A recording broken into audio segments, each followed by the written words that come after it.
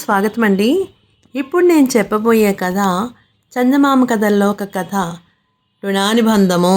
పూర్వకాలమున ధారానగరంలో ధర్మన్న అనే ఒక మాదివాడు ఉండేవాడు. అతను ఏం చేస్తూ ఉండేవాడంటే చెప్పులు కుట్టుకుంటూ ఉండేవాడు. అంటే మాదివాళ్ళు ఏం చేసేవారు, చెప్పులు మాత్రమే కుట్టేవారు అనమాట. అలాగే ఊళ్ళో అందరిలాగే ఈ మాదివాడు కూడా, ధర్మన్న కూడా చెప్పులు కుడుతూ వాళ్ళు ఇలాగా జీవనాధారం చేసుకుంటూ ఉండేవారు. అప్పట్లో ధర్ముడు ఏం చేసేవాడంటే పగలంతా చెప్పులు కుట్టుకునేవాడు. రాత్రిపూట ఏం చేసేవాడంటే ఊరంతా గస్తీ తిరుగుతూ ఉండేవాడు. ప్రతి జాముకి దొంగలు వస్తున్నారు, జాగ్రత్తగా ఉండండి అని చెప్తూ ఒక జాము, 2 జాములు, 3 జాములు, 4 జాముల వరకు అలాగ తెల్లవారులు అతను ఊరంతా గస్తీ తిరుగుతూనే ఉండేవాడు.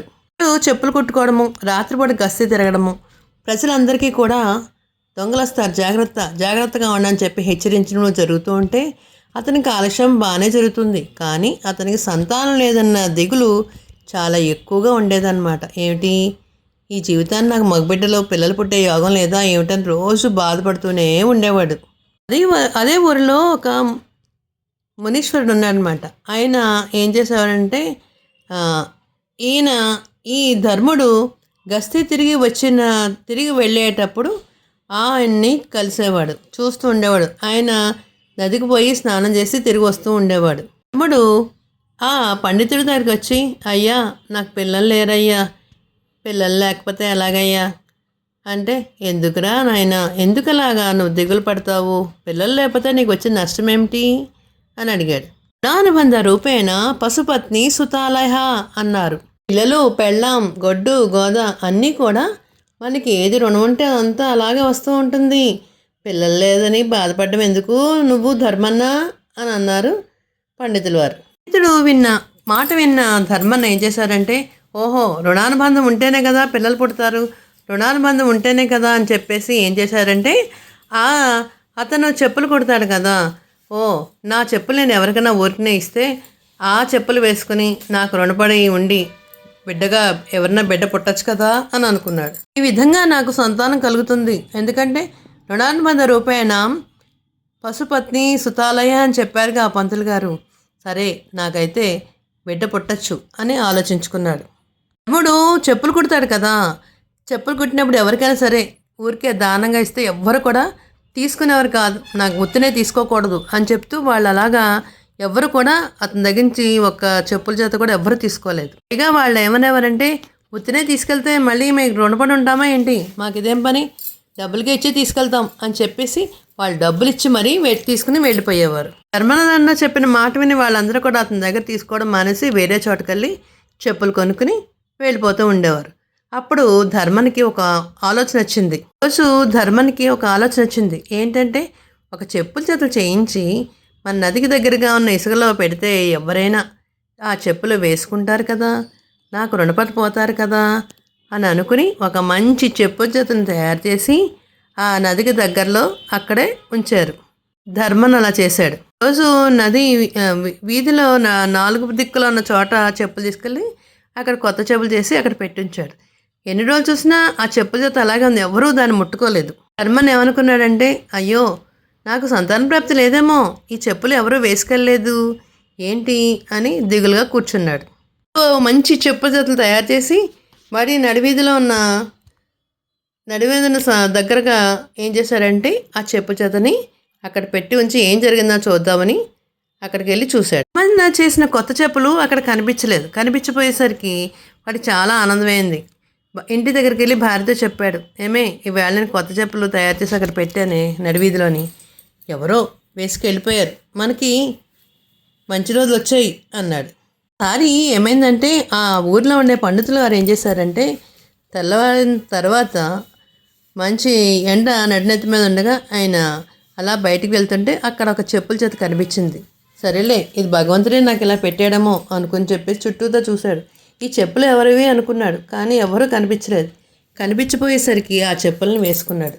పండితుడు చాలాసేపు ఎండలో నుంచున్నాడు. ఎవరో మాదిగవాడు ఇక్కడ పెట్టుంటాడు చెప్పులు అనుకుని ఎదురు చూశాడు, కానీ అక్కడ ఎవరూ లేరు. అక్కడ పండితుడు ఏమన్నాడంటే, ఎవరైతే ఇక్కడ చెప్పులు పెట్టారో వాడికి పిలిచి, ఊళ్ళో చిన్న ఊళ్ళే కదా, జనం అంతా ఎక్కువ ఉంటారు కదా మరి అనుకుని ఆ చెప్పులు వేసుకుని వచ్చేసారు ఆయన. ఆ పండితుడు ఊళ్ళో అందరూ మాది వాళ్ళందరినీ పిలిచారు. మీరు చేశారా, ఎవరు ఈ చెప్పులు తయారు చేసింది ఎవరంటే ఎవరు మేమేం చేయలేదని చెప్పారు. ఈ విషయం అంతా తెలుసుకున్న ధర్ముడు ఏం చేశారంటే అసలు బయటికి రాలేదు, పండితుడితో కూడా చెప్పలా. చాలా రోజులు ఎవరికీ కనిపించకుండా, పండితుడు కనిపించకుండా తిరుగుతూ ఉండేవాడు. ఆ చెప్పులు డబ్బులు ఎవరికి ఇవ్వాలని ఎన్నోసార్లు ప్రయత్నించాడు. కానీ ఎవ్వరు ధర్మనికి తెలుసు అతని దగ్గర ఈ పండితుడే చెప్పులు వేసుకున్నాడని తెలుసు, కానీ అతను కనిపించలేదు. ఇంకా ఈ పండితుడు ఏం చేశారంటే సర్లే ఏం చేస్తాం అనేది కొన్ని రోజులకి అతన్ని జబ్బు చేసి చనిపోయాడు. నేను రుణం పడిపోయానే ఇతనికి అని అనుకుంటూ చనిపోయాడు అనమాట. ఇది ఇలా ఉండగా ఆయన పోయిన కొన్ని రోజులకి ధర్ముడి భార్య గర్భవతి అయింది. ఈ పండితుడు ఆమె గర్భంలో వచ్చాడనమాట. అంటే రుణం తీర్చుకోనందుకు ఒక మాదిగవాడి పెళ్ళానికి అతను పండితుడు మళ్ళీ పుట్టవలసి వచ్చింది. 9 నెలలు నిండాక ఒక పండంటి మగబిడ్డని ధర్ముడి భార్య కన్నది. గుడుల్లో వాళ్ళందరూ కూడా చూశారు. అబ్బా ఎంత అందంగా ఉన్నాడు ఈ బిడ్డ, పొన్నమి చంద్రుడు ఎలా ఉంటాడో అలా ఉన్నాడని ఊళ్ళో అందరూ కూడా మురిసిపోయి వాడికి అన్నీ కూడా చాలా చక్కగా అన్ని రకాలుగా కూడా బారసాల అవి చేసుకోవడం చేశారనమాట. ఆ పిల్లవాడి పేరు సంగటి అని పేరు పెట్టారనమాట. తండ్రిలాగే కొడుకు కూడా ప్రతిరోజు కూడా ఇంట్లో చెప్పులు కుట్టుకుంటూ తండ్రికి సహాయం చేస్తూ ఉండేవాడు. ఆయన చెప్పులు అమ్మిన తర్వాత వచ్చే డబ్బులు తీసుకెళ్ళి తండ్రి చేతిలో పెట్టబోయేవాడు.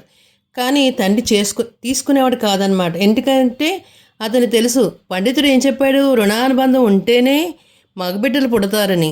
ఏంటి అతను ఏ చేతితోనో డబ్బులు ఇస్తే ఆ పిల్లవాడు వాళ్ళు దూరం అయిపోతారని భయం వేసి ఎప్పుడూ పిల్లవాడిచ్చే డబ్బులను ఎప్పుడూ తీసుకునేవాడు కాదు. ఇక భార్యతో ఏం చెప్పాడంటే ధర్ముడు, పిల్లవాడికి ఇచ్చిన సంపాదనతో నువ్వేం ముట్టుకోవడానికి వీల్లేదు అని గట్టిగా చెప్పేసరికి ఆమె కూడా సరే అంది.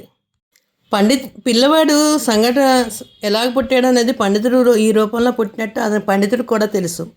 ఎలాగైనా సరే ఆ తల్లిదండ్రులకి ఏదో రూపంగా డబ్బులు అప్పచెప్పేస్తే తన రుణం తీరిపోతుంది కదా అని ఎదురు చూస్తూ ఉండేవాడు. కానీ ఈ తల్లి తండ్రి కూడా ఒక్క రూపాయి కూడా సంఘటన దగ్గర నుంచి తీసుకునేవాడు కాదు. వాళ్ళ సొంత కొడుకు అని అనుకున్నా కూడా వాళ్ళు పిల్లవాడి దగ్గర డబ్బులు తీసుకునేవాడు కాదనమాట. ఒకరోజు అనుకోకుండా ధర్ముడు ఏం చేశారంటే పొరుగురు వెళ్ళవలసి వచ్చింది. అసలు మామూలుగా ఏం చేసేవాడు ధర్ముడు ఉదయం పూట ఏమో చెప్పులు కుట్టుకునేవాడు, సాయంత్రం కూడా గస్తీ తిరుగుతూ ఊరంతా మెలుగుగా ఉండండి అని చెప్పేవాడు కదా. అలాగ చెప్పవలసిన విషయము కొడుక్కి అప్పచెప్పాడు. బాబు నేను ఊళ్ళో ఉండలేదు, నువ్వు ఈరోజు గస్తీ చేయాలి అని చెప్పాడనమాట. చెప్పేసరికి చెప్పిన వెంటనే సంగన్ ఏం చేశారంటే సంగంతో పాటు ఒక తలారి అతను ఉన్నాడు. ఒక జాము జరిగింది, నువ్వు వెంటనే ఇప్పుడు ఒక డప్పు వేయించి చెప్పు అని అన్నాడనమాట తలారి. వాడి కొడుకులో ఉన్న పండితుడు తెలుసు అతనికి, నేను ఇలా ఈ జన్మలో ఇలా పుట్టానని చెప్పేసి అని డప్పు కొడుతున్నప్పుడు చెప్తున్నాడనమాట. మాతా నాస్తి పితా నాస్తి నాస్తి బంధు సహోదర అర్థం నాస్తి గృహం నాస్తి జాగ్రత్త జాగ్రత్త జాగ్రత్త అని సంగన్న చెప్పాడు ఆ తలారుతో. సంగన్న కూడా వచ్చిన తలారికి ఆశ్చర్యం వేసింది. ఏమిటి ఇంత శ్లోక పదాలు చెప్తున్నావు నువ్వు అంటే, మరి సంగన్న మరి ఏంటి పండితుడు కదా, మరి ఆయనలో ఉన్న పాండిత్యం అంతా బయటకు వచ్చేసింది. తలారి దీనికి అర్థం ఏమిటి అని అడిగాడు. తల్లి లేదు, తండ్రి లేదు, చుట్టాలు లేరు, ధనము లేదు, అన్నీ ఉత్త మాయ కనుక అందరూ కూడా జాగ్రత్తగా మేలుకోగా ఉండండి అని చెప్పాడు. దీని అర్థం ఇది అని తలారికి చెప్పాడు. ఈ విషయాలన్నీ చెప్పేసరికి రెండో జాము కూడా వచ్చేసింది. అప్పుడు కామ క్రోధచ్చ లోభచ్చ దేహే ఇష్టాన్ తస్కరః జ్ఞానరత్నాపహారాయ తస్మాత్ జాగ్రత్త జాగ్రత్త ఈ ఒక శ్లోకం చదివి మళ్ళీ ప్రజలందరినీ మేల్కోమని చెప్పాడు. మేల్కొన్న ప్రజలందరూ కూడా ఏమిటి ఈ మాదిగవాడి కొడుకు ఎంత చక్కగా ఎప్పుడు చదువుకున్నాడు అని అందరూ కూడా ఆశ్చర్యపోయారు. ఊళ్ళో అందరూ కూడా ఏమన్నారంటే దీనికి ఈ శ్లోకానికి తగిన అర్థం చెప్పమని అడిగారు. కామ క్రోధం లోభం అనే దొంగలు జ్ఞానం అనే రత్నాన్ని అపహరించడం కోసం మన దేశంలో దాగి ఉన్నారు అని వివరించి చెప్పాడు. ఈ సంగన్న దానికి అర్థం చెప్పాడు. పక్కన తులాలకి చాలా ఆశ్చర్యం వేసింది. ఏమిటి నువ్వు ఎంత చక్కగా చెప్తున్నావు, మీ నాన్న ఏం చెప్పేవాడు? చెంబు తెపాల పట్టుకెళ్ళిపోయే దొంగలు వస్తున్నారు, జాగ్రత్త జాగ్రత్త అనేవాడు. నువ్వు ఇన్ని శ్లోకాలు ఎంత బాగా చెప్పగలిగావేంటి అని అడిగారు. చిత్రాలు నువ్వు ఎప్పుడు నేర్చుకున్నావు, ఎంత గొప్ప జ్ఞానం నువ్వు ఎలా తెలుసుకున్నావు అని అడిగాడు తలారి. జాము గడిచేసరికి సంగన్ మళ్ళీ మరింకో శ్లోకం చెప్పడం ఇలా మొదలుపెట్టాడు. జన్మం దుఃఖం జరా దుఃఖ యా దుర్గం పునః పునః సంసార సాగరం దుఃఖం జరా జాగ్రత్త జాగ్రత్త జాగ్రత్త. మాటలు విన్న వాళ్ళందరూ కూడా ఆశ్చర్యపోయారు. ఏమిటి సంగన్న, ఇన్ని రకాల దుఃఖాలు మనిషికి ఇలా ఉంటాయా అని అడిగారు. కాస్త అర్థం చెప్పు అన్నారు. జన్మ ఎత్తడం ఒక దుఃఖం, తర్వాత భార్యతో ఉండడం మరొక దుఃఖం, ముసలివాళ్ళు అవ్వడం మరొక దుఃఖం. ఒకదాని వెంట ఒకటి దుఃఖము వస్తూనే ఉంటుంది ప్రతి మనిషికి కూడా. ఆ కెరటాల్లో కూడుకున్న సంసారమే పెద్ద దుఃఖం. కనుక సంసార సాగరంలో మునిగిపోకుండా మేలుగ్గా ఉండమని చెప్పాడు.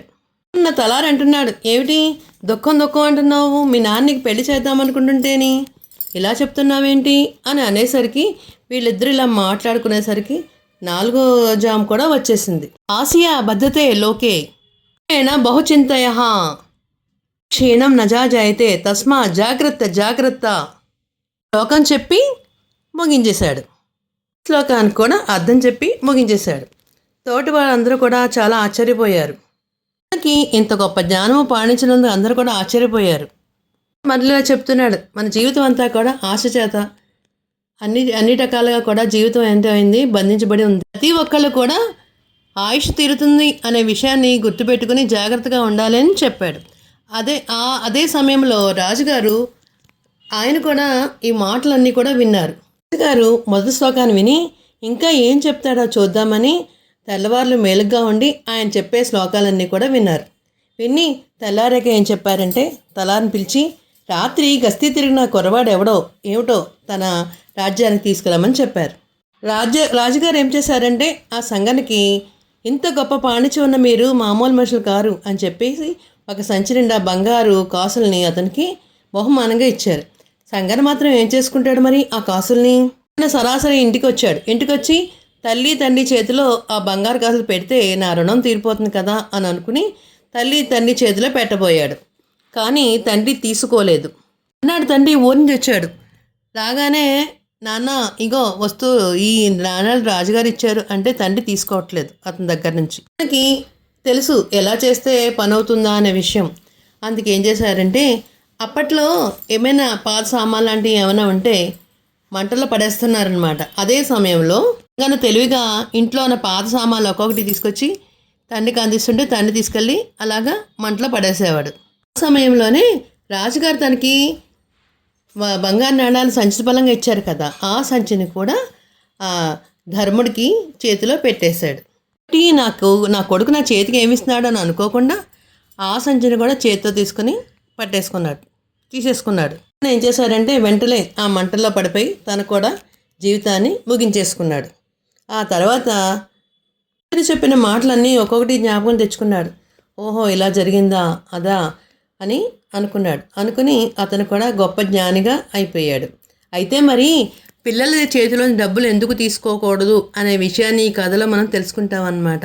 ఎందుకంటే రుణానుబంధ రూపేణ పశుపతనా సుతాలయ అని పిల్లలకి చేతుల నుంచి డబ్బులు తీసుకుంటే రుణానుబంధం తీరిపోతుందని చెప్పేసి ఈ కథలోని జరిగిన విషయం మనం తెలుసుకోవచ్చు. అయితే మరి తెలుగువారి దీపకాంతికి లైక్ చేసి షేర్ చేసి సబ్స్క్రైబ్ చేసి కామెంట్ రూపంలో పెట్టండి మరి.